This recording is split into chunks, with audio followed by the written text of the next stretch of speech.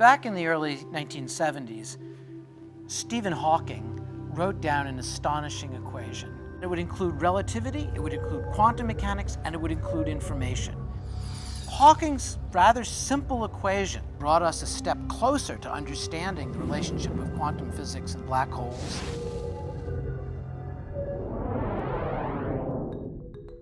When an object crosses over the edge of a black hole, its event horizon, the object enters a realm basically of empty space, of darkness, and it continues to be dragged toward the center of the black hole, toward what we call the singularity, where it gets crushed out of existence. Every object, in some sense, contains information because it contains a very specific arrangement of particles.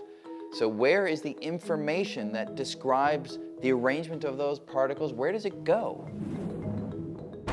Hawking's description of this process was that the energy remains, but the information disappears. For many years, for decades, people wondered, is Hawking right? Is the information obliterated and disappears from the universe, or is it still there and perhaps can be in some way retrieved?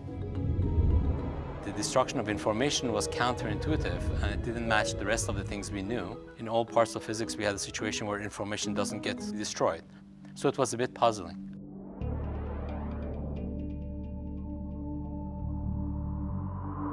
This debate furiously went back and forth up through the 80s and into the 90s when people finally began to articulate this new principle, this holographic principle. And what it said is that all the things that were falling inside a black hole were somehow captured in a preserved image at the horizon itself. So if the information is not lost on the surface, the information is not lost inside because they are equivalent. All of the information about those objects, what they were like in their three-dimensional existence, was preserved or encoded on the surface of the black hole.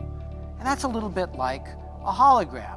Well, that suggests that maybe that idea may apply more broadly to the universe as a whole. Maybe the three-dimensional objects, us, everything in the world around us, maybe all of the information in these objects is carried, is smeared around a distant two-dimensional surface that surrounds us, and we're just in some sense a holographic projection of that distant data.